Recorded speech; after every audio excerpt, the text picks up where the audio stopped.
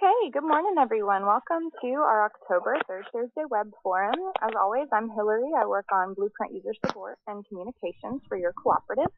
The South Atlantic LCC hosts this Web Forum on the third Thursday of every month at 10 a.m.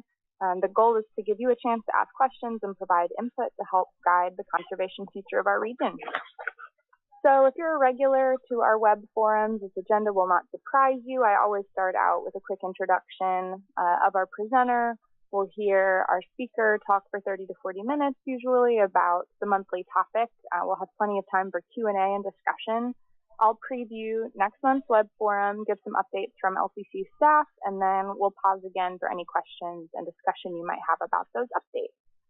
So before I hand things off to Ricky today, just usual logistical rundown, I'll mute everybody during the presentation to minimize background noise. So during the talk, if you have questions, you can either type them directly into the chat box, and I'll be keeping an eye on that, or you can hold them until after the presentation. If you do use the chat box, just remember you can control who receives your message with that little drop-down menu. So if you want everyone to be able to read your question, do send the note to everyone. And then to speak at any time, all you'll need to do is press *6 to unmute yourself. During the Q&A, I'll go ahead and unmute everybody so it's a little easier for us to interact virtually. So before I put us into silent mode, does anyone want to speak up with questions, comments, concerns? All right. The conference is now in silent mode. So presenting today, we have Ricky White, who's a project manager and Southeast ecologist with NatureServe, and he's going to be updating us on progress so far on a South Atlantic LCC funded project that's intended to address the need to coordinate monitoring of fire impacts and improve tracking of the spatial extent of prescribed fire across the South Atlantic region. So Ricky, I'm going to go ahead and pass presenter power over to you, and while you get your slides queued up, I'm going to hand it off to Rua Mordecai, the South Atlantic LCC Science Coordinator, just to give us a little bit of an introduction.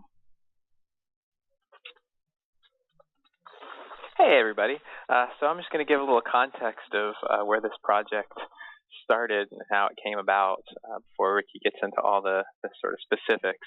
And so this actually started out the context for this started out a few years ago when this new program, this Department of Interior Fire Resilient Landscapes program, made it into the congressional budget.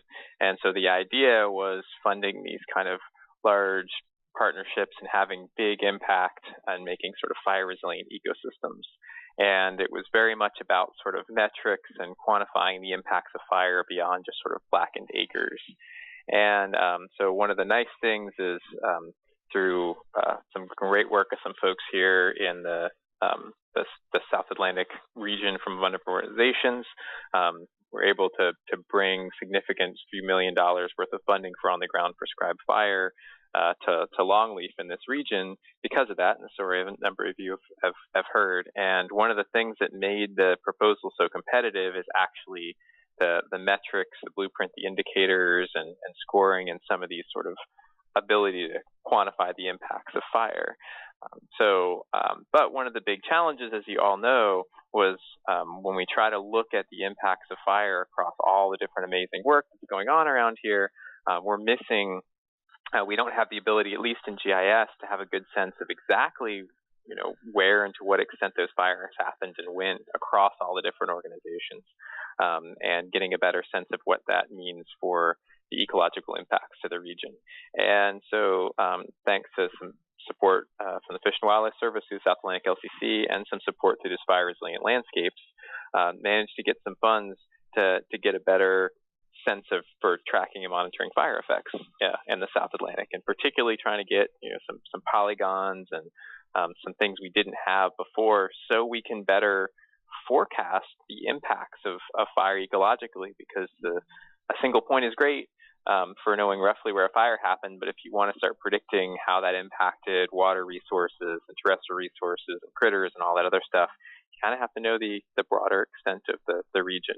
And so this was a great chance to help kickstart that across the area and give us all a better sense of the extent and where these fires are happening, and get better at predicting some of the ecological impacts. So hopefully we can keep bringing in some additional dollars from a number of other sources with some of those new data to make the compelling arguments for new funding in the region. So that's the very quick context. Thanks, Drew. So Ricky, the floor is yours. Just remember *6 to unmute. Great. Thanks, Rua. That's a really helpful context. Just a couple of housekeeping things. I am quarantined today in my house because I think I came down with something overnight. So that means that if the mailman comes or the trash truck goes by, there may be some dog barking going on, but hopefully that won't happen. Just wanted to warn y'all just in case.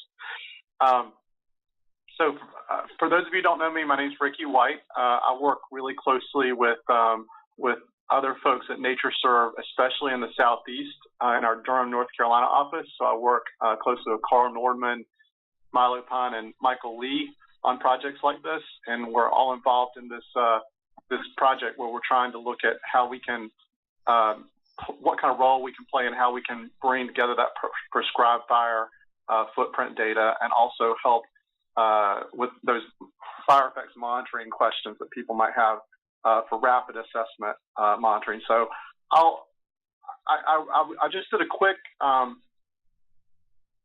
of a quick look at the screen to see if I recognize folks' names. I recognize about half of you guys, so that's great. But just for the folks who might not know who NatureServe is, or who I haven't worked with, just real briefly, most of you probably know us through our Natural Heritage Program members. So every state and every province in Canada has a Natural Heritage Program or conservation data center. And NatureServe itself is kind of the umbrella organization that helps work with all the heritage programs to essentially bring data to bear on conservation decision making. And so our whole mission is really to make sure that we're providing the data and the tools that folks can use to make better and more efficient conservation decisions on the ground. As I said, we have programs in Canada and all of Canada and the U.S. and every state and province, and technically in Latin America as well, although our primary kind of staffing is up in North America and to some extent Mexico. So when you combine our network altogether, we have about 1,000 conservation professionals, many of them going out into the field and collecting data, but also building tools, working on databases, and generally trying to kind of promote biodiversity conservation across the hemisphere. So we do everything from answering what is it, to where is it, to how is it doing, down to some of the stuff we're going to talk about today, like what actions will help and are the actions working. And we do that by collecting data, but also by transforming the data into kind of visually compelling products and providing context and meaning, mostly through our expert staff. So as Rue and Hillary mentioned, I'm going to talk about a project that we're working on that really involves two sub-projects. So I'll first talk about the work we're doing trying to kind of track prescribed fire across the South Atlantic LCC. And I'll try to touch on how we're developing a strategy for pulling together that geospatial data of burned areas. We're focusing on polygons of burned areas, and also talk a little bit about some of the need for a quick turnaround time for these data sets so that they can be useful in tracking, especially from the perspective of the LCC and some of the work that everyone is doing regionally. And then later I'll talk a little bit about monitoring fire effects. I'm hoping this is a relatively short presentation because I'd really like to open the floor up for questions and input at the end.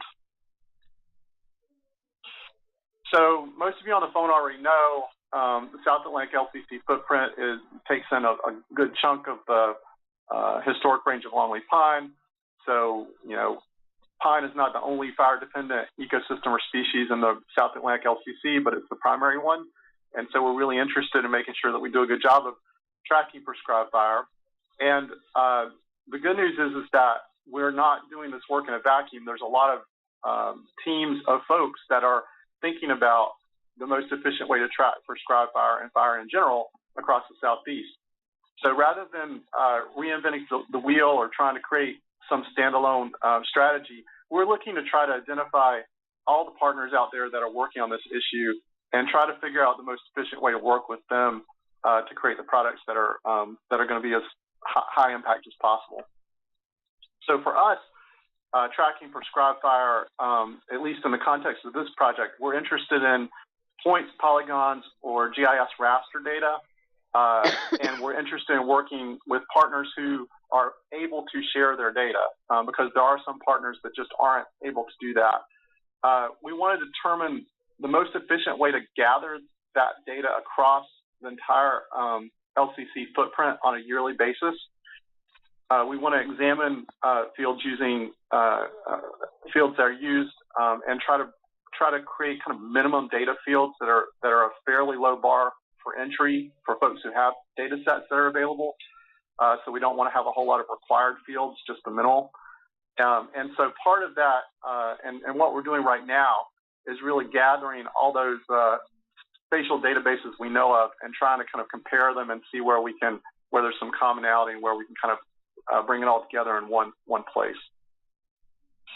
Like I said, we're not doing this in a vacuum. There's a lot of really good work being done, much of it around remote sensing. And so we've been involved in discussions with a lot of different folks, including Tall Timbers and the Peninsula Florida LCC, which is taking a slightly different approach for Florida, but we want to try to make sure that we're coordinating with them on the work we're doing with the South Atlantic LCC.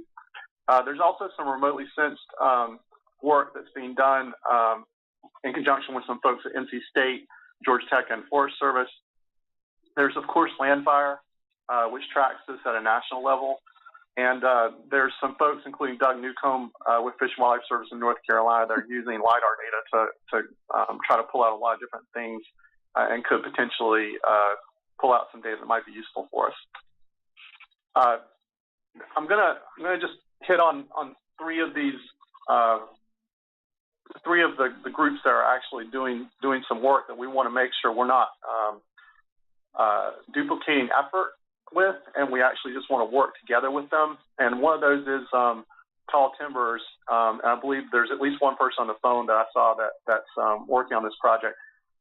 So at the same time that we were starting work on the South Atlantic LCC project, we learned maybe a couple of months after we started that Florida Peninsula LCC was interested in a similar level of tracking. They're working with Tall Timbers to really try to hone in on fire permit point data and use that in conjunction with some remotely sensed information that they've got their hands on to create and update spatial database that the U.S. Air Force originally developed. And so Carl Norman and Michael Lee, but mostly Carl, has been working with them to try to understand what they're doing and how it might tie in with the South Atlantic work. It seems like it's a really good and useful collaboration potentially, because there's already a database that's ready to go that might serve the needs of the South Atlantic LCC well. And so we're exploring that with them at this point. Similarly, there's a program that NC State University, Georgia Tech, and Forest Service is doing. It's kind of a mouthful. It's called the Southern Integrated Prescribed Fire Information System for Air Quality and Health Impacts project. So their goals are a little different in that they're really looking at things from an air quality and health impact standpoint rather than an ecosystem standpoint. But we're trying to make sure we keep informed about what they're doing and understand where there might be opportunities for collaboration. And that could be around things like the types of data they're having to collect may overlap a lot with what we're pulling in. So we want to make sure we're not, again, duplicating effort and that we're working together with partners on this. Landfire is another really intriguing group that we would like to work with. Right now, as maybe you know, it's a national effort. They pull together disturbance data and release it every 2 years. That disturbance data includes information on fire as well as other disturbances. They actively solicit and look for burned areas polygon data. So that's where there's a lot of overlap between what we're trying to do and what Landfire already does. So they have an established process, and we're in discussions with them to try to figure out what data they already bring in that we potentially wouldn't need to bring in, and what's the quickest turnaround we could get of that data once they get it into the Landfire database, because we can't necessarily wait 2 years for the yearly data that we have. And so we're talking with Jim Smith about that and trying to figure out whether there might be some ways to have them get us some of that initial data sooner, and also ways that we might be able to identify new partners that they don't have data from that we could help facilitate getting an even richer data set into Landfire in the future in the South Atlantic LCC footprint. So you can probably see a theme here. We started out thinking that we would probably try to quickly look at building a model database of some sort and try to get some input on that, but realized very quickly that there were already folks knee-deep in this, and we wanted to make sure we worked with them. So a lot of what we've done over the past year is to really gather information, establish relationships, and communicate. As part of that, we've identified a whole host of potential existing databases or historic databases that are out there that we could tap into to pull data into a central database once it's designed. But we also recognize there's a lot of holes, and so we want to make sure that we're at least trying to work closely with the folks we know manage a lot of land in the South Atlantic LCC footprint. So making sure that we've got good communication with Forest Service, the refuge system, to some extent the Park Service, and also other private landowners that may be willing that own a lot of land that may be willing to get us information, and TNC as well. So I'm not going to go down through this list, but this is just kind of a taste for some of the types of databases that we could potentially pull from. Some of them based on actual on-the-ground assessments of where things were actually burned, some of them being models based on remotely sensed data. And of course, there's also, it goes without saying, the fire permit data for each state, which could be useful, although since it's not necessarily polygon data, may not be quite as useful as we might have initially thought. We're looking again at trying to create just a real simple set of minimum required fields for this database. So we recognize that a lot of other databases out there and a lot of data contributors will probably be taking much more data than that. But our focus especially with the experience we have at NatureServe compiling data is that you want to try to have a pared down list of minimum required fields, and then you should allow for folks to contribute more than that, but not necessarily require it. So again, the bar's as low as possible to be able to get the richest data set we can. So we've worked with a few different folks to just kind of vet some of the minimum required fields. We're going to continue to look at this and see if there's others that we want to add. But it's really fairly simple. It's a polygon of burned area, start date and end date of burn, fire type, the organization that submitted the data, and the one that we're struggling with a little bit is something around certainty or uncertainty that the fire occurred, and within that, what was the coverage or severity of the fire in the polygon. So this graphic isn't necessarily the best one to explain what I'm trying to talk about, but essentially it's what we're trying to figure out is there's potential uncertainty in the perimeter of the burn area. There's also potential uncertainty in the coverage of the burn itself. Did it burn 100% of the polygon, or did it burn 70%, or did it burn some other percentage? How spotty was it? And that seems like something that might be important to capture, although again, not everyone's going to be able to take this data, so it may not be a required field. Just some of the kinds of things we're trying to think about as we pull together what this database might look like. The biggest constraints or factors in thinking about this database is, again, we want a fast data turnaround. So there's a lot of possibilities out there with Landfire, but we want to make sure that if we're collaborating really closely with them, that we're able to get information back out once we contribute it fairly quickly, or once we encourage other folks to contribute it very quickly. The advantage to working with an established group like Landfire is they've already got funding and they're already doing a lot of the data vacuuming. And so one possibility would be that it could save us a lot of resources at the local scale if we were able to work with a group like Landfire and kind of get at least the polygon data for the folks who are doing prescribed fires on the ground into that system, and then pull it back out. And instead of having to upkeep our own, instead of trying to have to reach out and communicate with all of the partners ourselves, Landfire could potentially take a larger role in that, and we could really focus on getting that data back and getting into an integrated database with remotely sensed data or other data sets that are important to the Southeast. So we're completely relying on others to generate the data. NatureServe is not doing a remote sensing exercise, but again, we've got other groups that are, and so we can potentially pull that data in as well as needed, but we're really focused on how can we pull in the low-hanging fruit in terms of the data that's already being generated on the ground for the folks who are out there burning.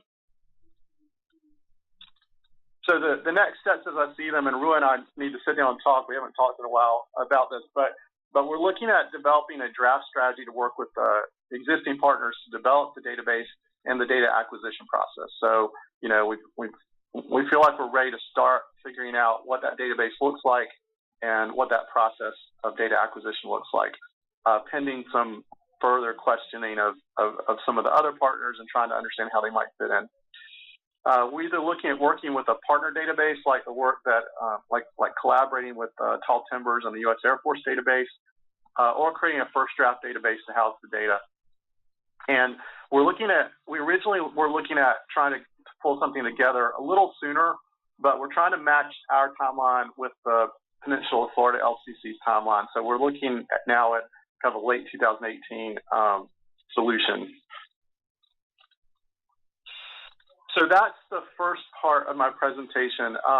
Hillary, do you think it's best to just go ahead and power through the second set of slides, or should we stop there and talk about the prescribed fire extent work? Let's stop and do a little bit of Q&A. I have at least one question from the chat box that's come up. Great. That question from Gary is that some local and national historical databases don't record ground fuels, deep dust, or organic soils. Is this effort and database going to cover that fuel?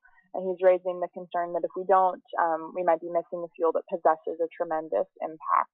And he brings up that, I'm not super familiar with these acronyms, but the JFSP and that SIPFIS, that long acronym you read out, is being asked to represent those ground fuels, but they currently do not. Mm-hmm.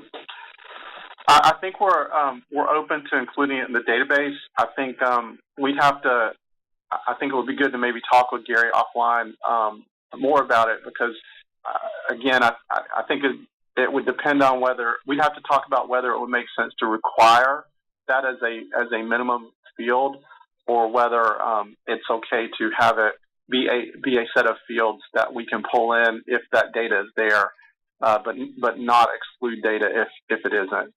And my preference is to try to keep, again, the bar as low as possible to pulling that data in, but still encouraging people to collect as much of the important data as they can. So we can, I think that's an important question that we should try to look at. And I'd also be interested in knowing whether, I feel like Joe Noble's on the line. There might be some other folks who are tackling this issue as well with their work. So we could, there's time later, we could ask them what they think.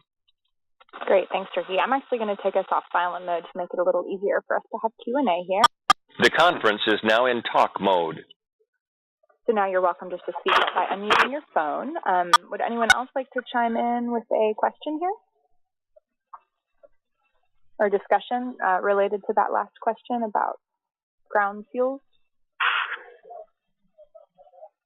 Hey, Ricky, can you hear me? This is Forbes. Mm-hmm. Yeah. Hey, Forbes. Hey, Ricky. This is all awesome stuff. I have another sort of follow-up to the minimum required fields question. Mm-hmm. And I guess just thinking about adding another field, maybe if y'all thought about adding a field that involves sort of origin of the polygon, sort of. So is the polygon derivative of a model, a remote sense model, or is it derivative of somebody walking a GPS during the fire event or something like that? Is that captured in any of those fields? It's not, and that's a good one to think about. So, would you mind sending me, if you get a chance, could you send me an email about that? Yeah, I'll type you up a letter. Yeah, because the timing's really good on this. We have the ability to kind of consider these kinds of things. We haven't actually started on database design yet, so we can entertain these kinds of things, and we need that kind of input for folks who maybe are a little closer to the restoration side of things and might understand what some of those fields are that we should make sure we include. Right. Okay. I'll type you a letter. Okay. Thanks, Forbes. Anybody else?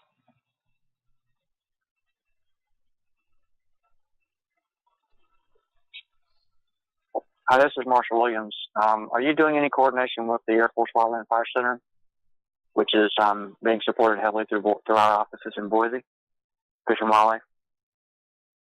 The only coordination we've got with the Air Force, and again, this is kind of 2 degrees of separation from me at this point, but Carl Norman's been working with some folks at Tall Timbers who are using an Air Force database. But I think it was one that was developed.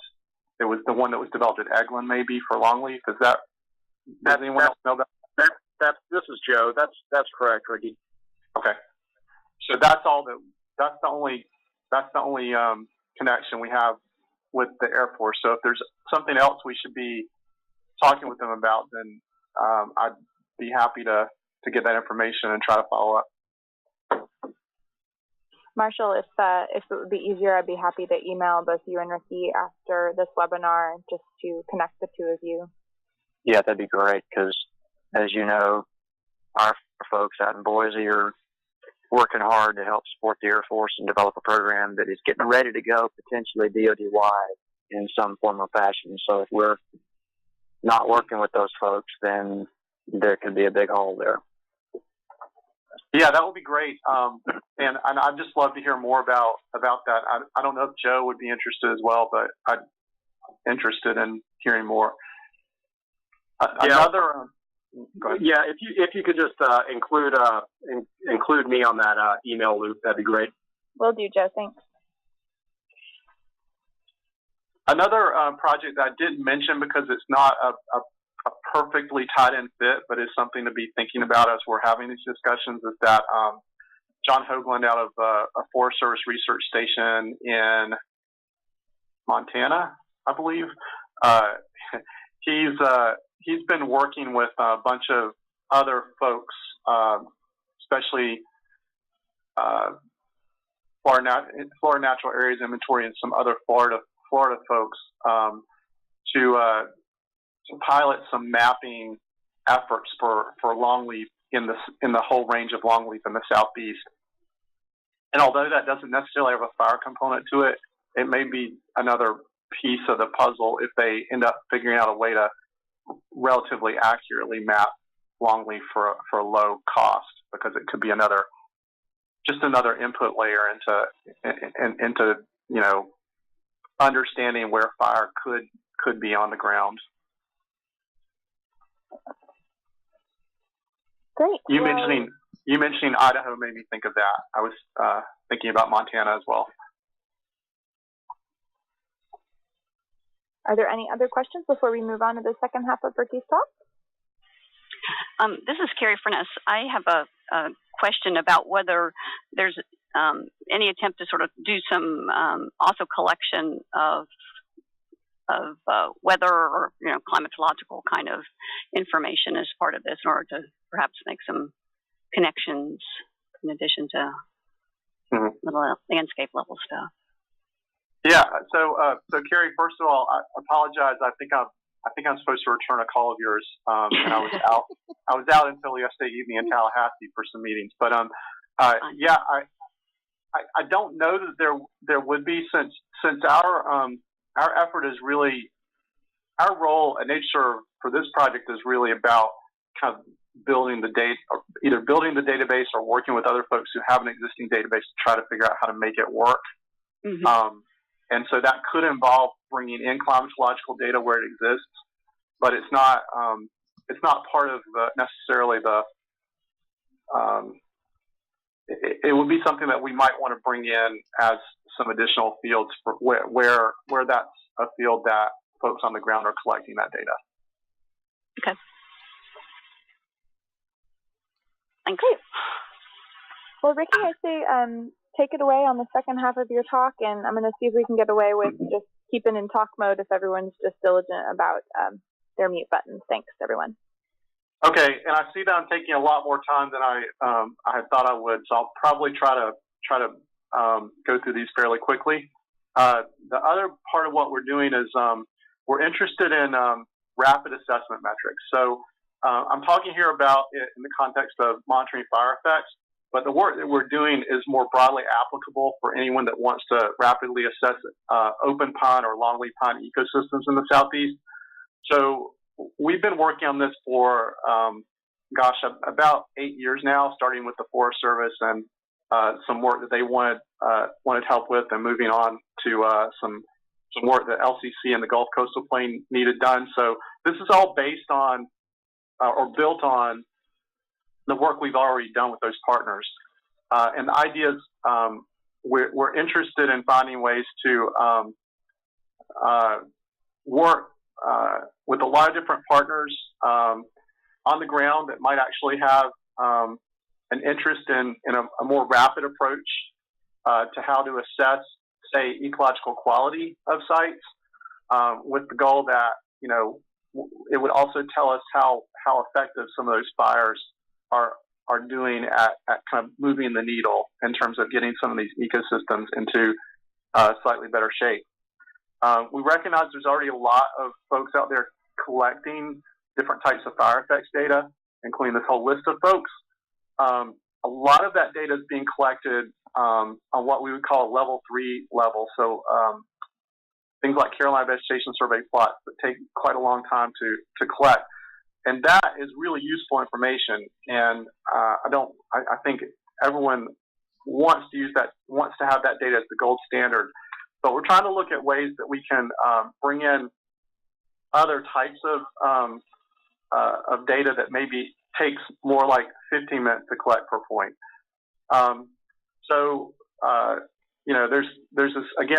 There's a lot of different work being done out there, from the Heat Firemon work to Carolina Vegetation Survey protocols to the NatureServe work that we've done with the Fish and Wildlife Service, developing rapid assessment metrics, which if you Google NatureServe and open pine, should be the first thing that comes up. You can download the protocols document. And again, there's a lot of different levels that you could focus on for monitoring. Level 1 would really be remote sensing. Level 3 is intense field assessment. And what we're looking at is trying to create these rapid field assessment metrics. So this kind of level 2 sweet spot. And again, I'm going to just go through these fairly quickly.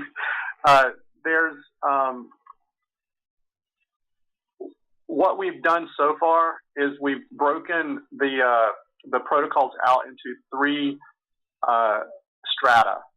So we're looking at, and these are we still consider these in draft form because we haven't had a chance to fully test them out.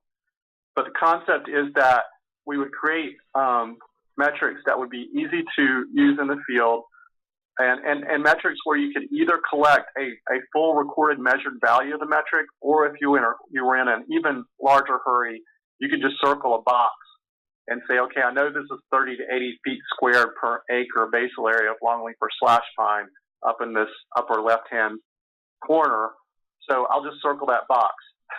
And that is going to qualify as an excellent in the scoring system. The preferred method would be to get that recorded measured value, because that allows you to look at things a little more fine scale. But again, we're trying to create a way that folks can use as little or as much time as they want in the field to collect the data and get some basic idea of what the ecological health of their stand or their unit is. So at this point, we've come up with 4 to 5 canopy metrics.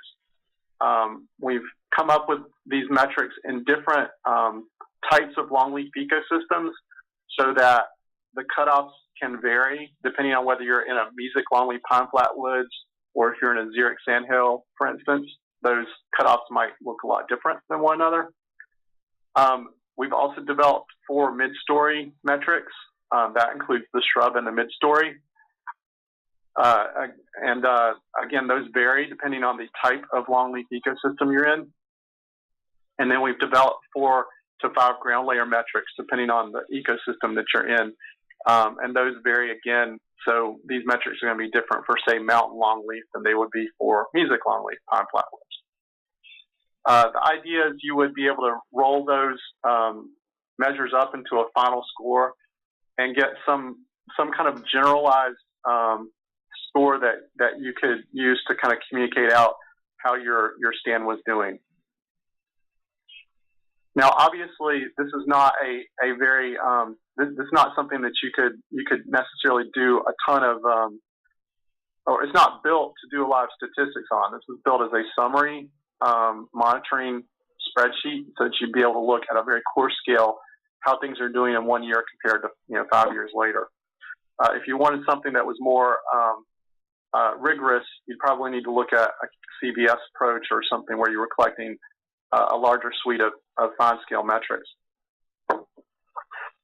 So where we're at right now is we have some protocols that we've been testing out in real world situations, mostly in Florida, South Carolina, and North Carolina, to understand how they perform. We already know, based on some of that testing, that we need to come back and revise the protocols a decent amount. We're also looking at adding new fields that would be helpful from a fire monitoring perspective. And so we're open to the concept of trying to pull in some additional fields that are specific to what some folks would want in terms of looking at fire effects specifically. And then we would look at developing a protocols document that's tailored to the open pine ecosystem, but that could be expanded in future to some other types that we think might be important to document as well. And again, the target date for completion of that is later in 2018.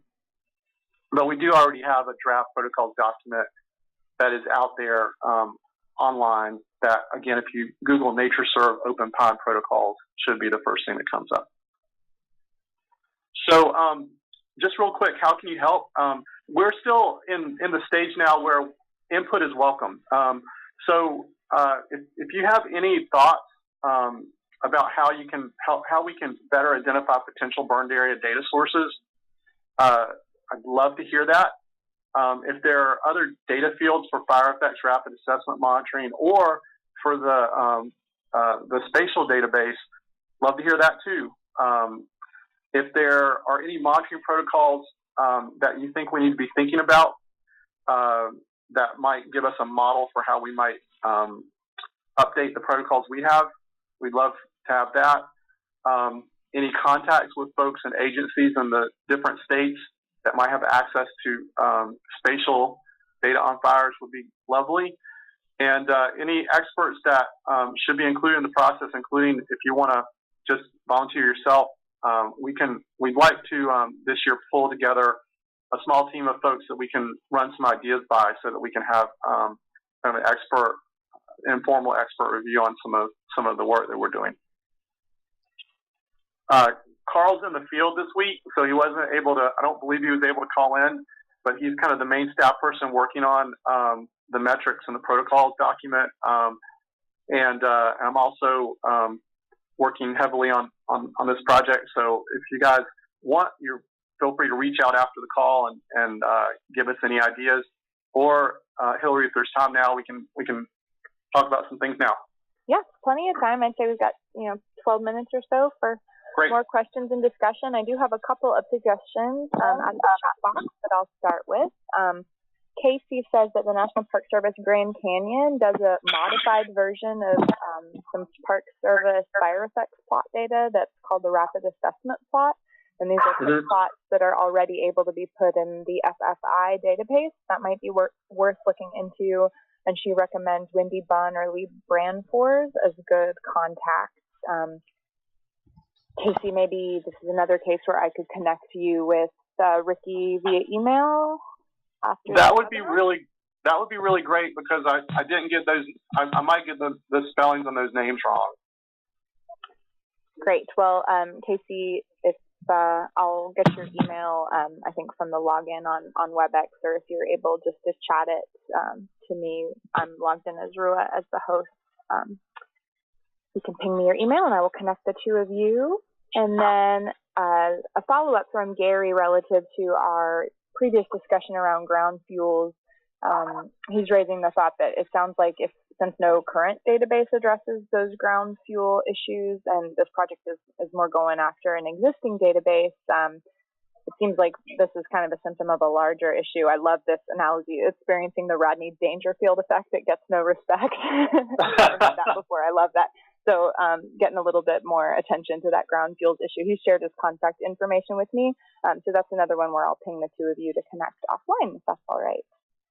That's great. I'd love to hear more. I think we were just down in Tallahassee with the Florida National Areas Inventory Program, and Doria Gordon, who's now with the Environmental Defense Fund, but has thought a lot about some of these issues. And I think we were thinking along the same lines that it would be helpful to think about a duff leaf litter and possibly some other, fine fuels measures that might be able to be collected as part of the rapid assessment work.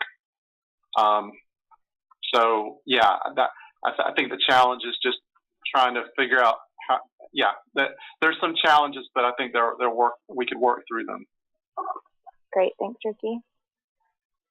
Okay, Justin Shedd says on the chat box that he'll send you an email, Ricky, in regards to National Park Service RX and WFGIS data, and if you need it, it can be sent on a yearly basis. Great. Justin. This is great. Anybody else? We really do have plenty of time, so the phone line's unmuted, so don't be shy.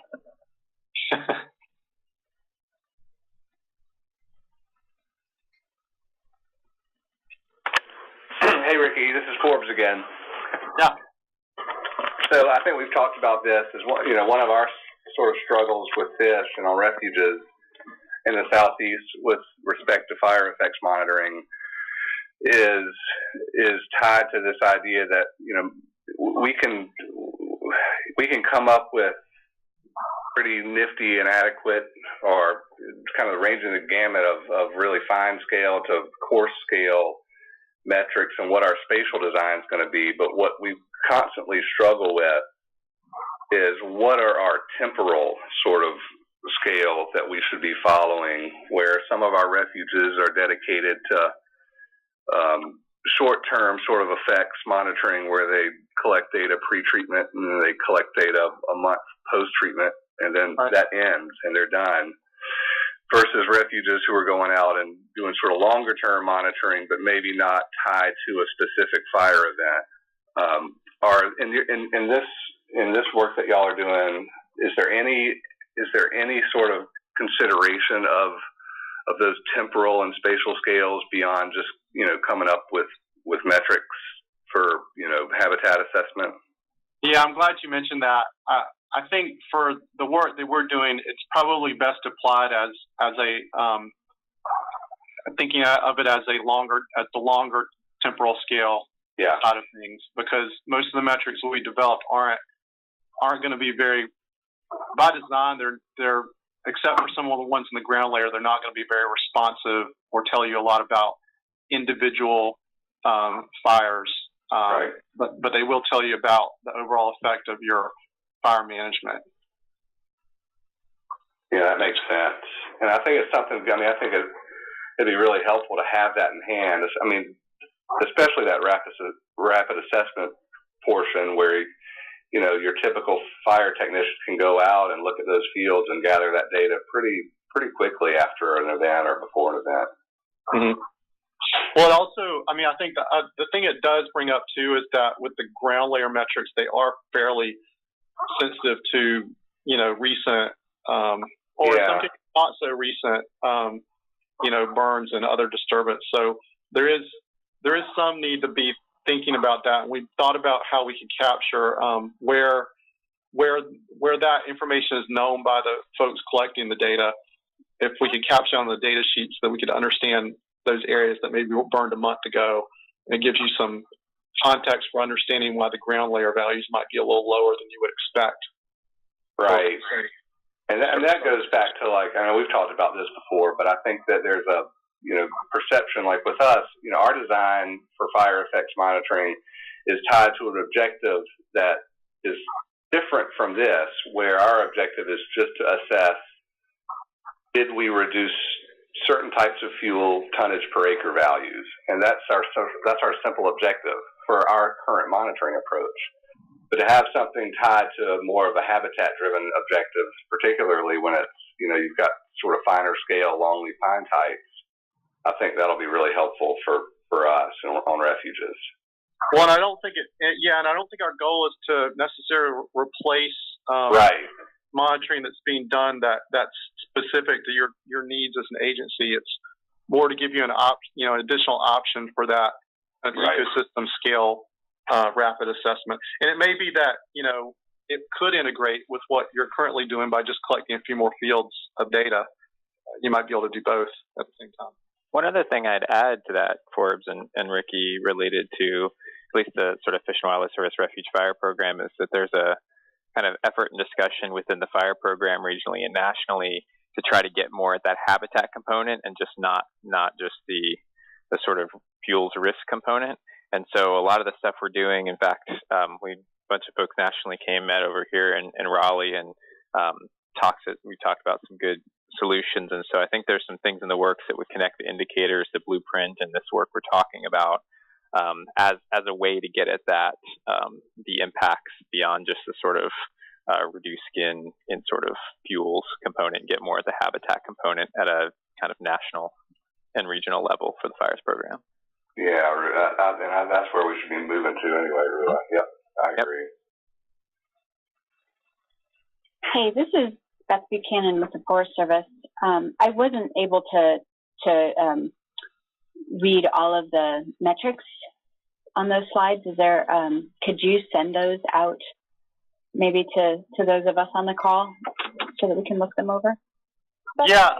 What I usually do is I post the slides and the recording on the calendar event on the South Atlantic LCC website. So if you go to our events and you go back to that event, you should be able to see a link to the slides and the recording. Do you think that would suit your needs? I can also email it to you directly. Yeah, so go back to the, so if I go to the invitation, I can... If you go to the South Atlantic LCC website and go to our events, you can navigate back to past events and find it there, but I could also circulate that to those who are registered. Either way. And also that, I think an even easier way to do it too is to just Google NatureServe Open Pine Protocols, and that takes you to a page that's got our current version of our field protocols manual, which we will be updating this year as part of this project. And then also the final report for that original project. The field protocols manual, if you click on it, we'll pull up the PDF, and at the end of the PDF are the data sheets for all of the 7 different ecosystem types. So that might be your best. If you want to dive deep, that's going to be your best bet. Okay. I'll do that. And you can email me. If you can't find that easily, I'm happy to email it to you. So just email me with a reminder, and I can do that too.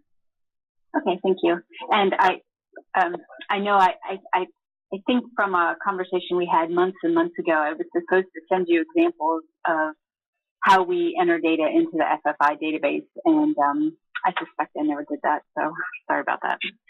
Oh, no, it's fine. Everybody's very busy, and I honestly don't even remember that we were waiting for something from you. So you may have already gotten I wasn't supposed to do that, yeah.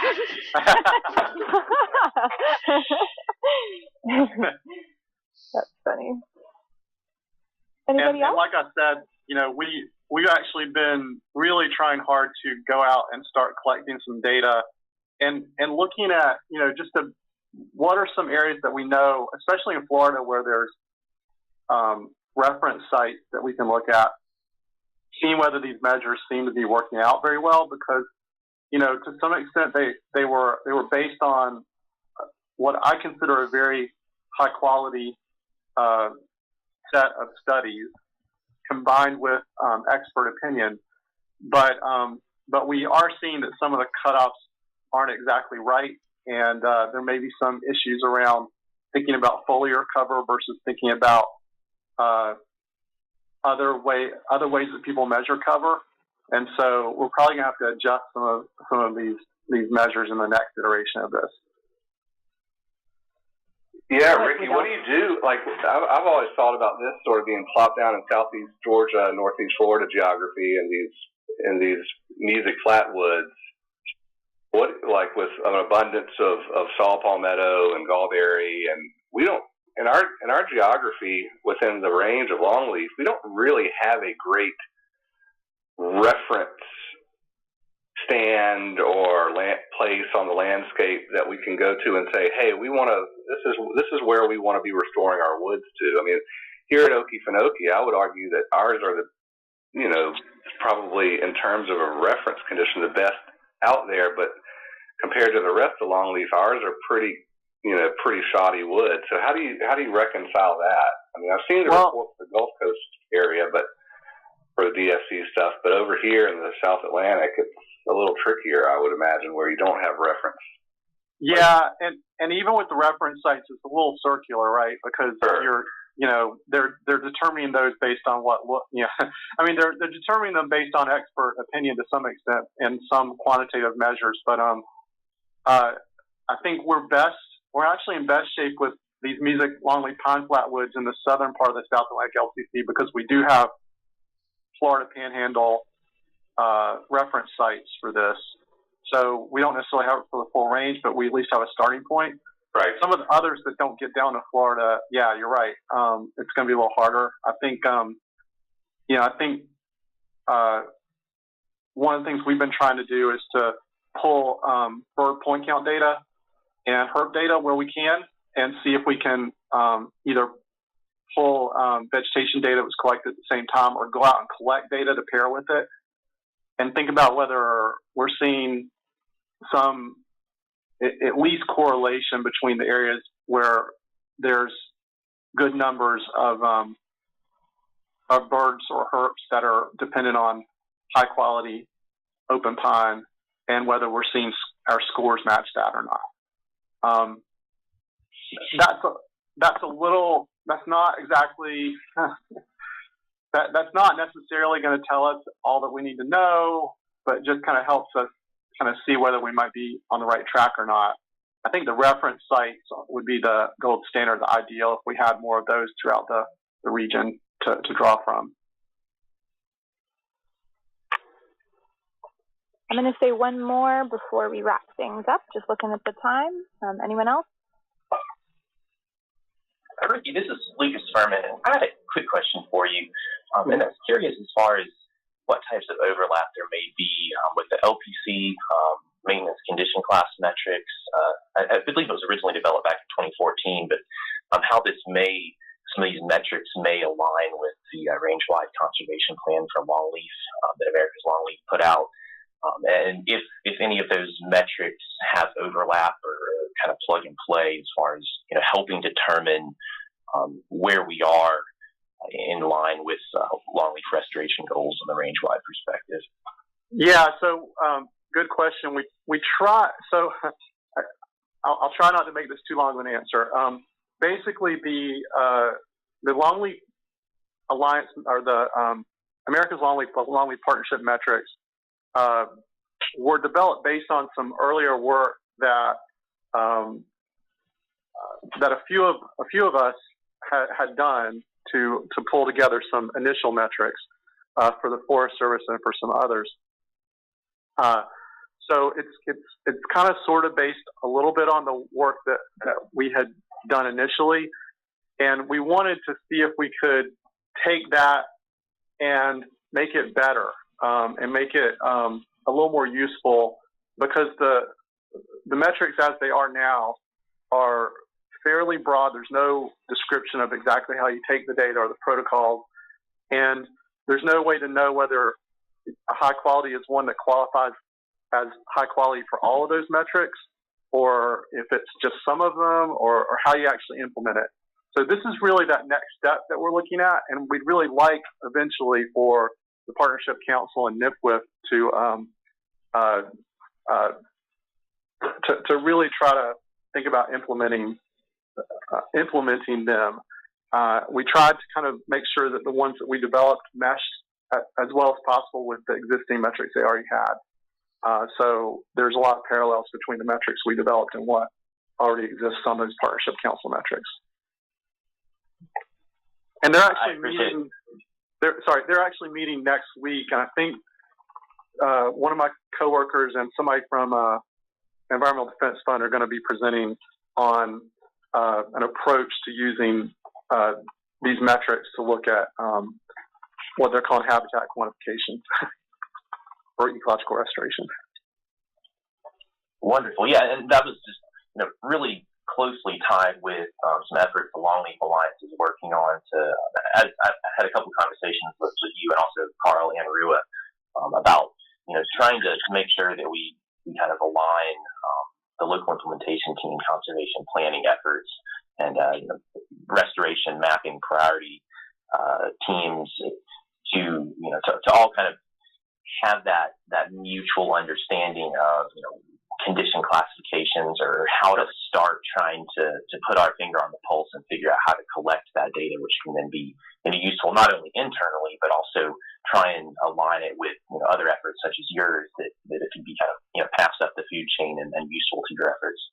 Yeah, and that would be the ideal outcome in our book too. I'd really like to figure out a way that we can be as helpful as possible in getting a better handle on how much of the acreage that we have in Longleaf is in that high quality type, because there's that 3.5 million acre goal, and I don't think anybody has I guess there might be a guess, but I don't think we really know what the acreage for that high quality category is right now.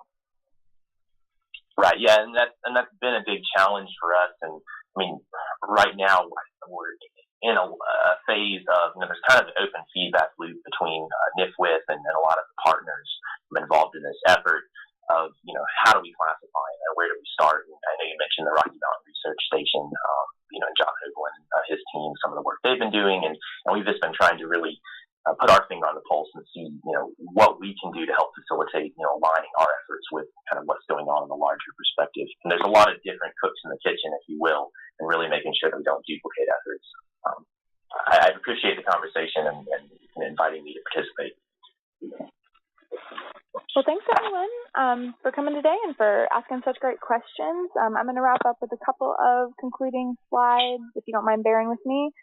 Just want to preview next month's web forum. It'll be on the 16th of November, same time, same place, right here at 10 a.m. And we'll be hearing from Simeon Urich, who's an ecologist with USGS and a member of the South Atlantic LCC staff. He's been working on a project to evaluate trade-offs between the fisheries productivity and coastal resilience benefits provided by oyster reefs on the South Atlantic coast. So he's going to be presenting his framework that uses modern portfolio theory to compare the value of economic versus ecosystem services and the ecological responses that result from management actions and various oyster reef restoration policies. So if that's something that interests you, I highly encourage you to tune in. I also just wanted to highlight that Blueprint 2.2, the latest version of the Blueprint, will be coming out in just a couple weeks. Early November will be our release for that, so please look for that in the next newsletter. That's going to include not only the spatial data available on the Conservation Planning Atlas, but also an update to the Simple Viewer, so that'll show the most recent Blueprint, an update to our development process document that tracks all our metadata, and then as well as the release of the blueprint implementation strategy, which some of you may have heard about on last month's web forum. So look for that coming soon. Other than that, we definitely encourage you to join the newsletter. As always, reach out to your staff if you need help with anything. And thank you again for tuning in with us today. Have a good one. Thanks, Ricky. Thank you, guys.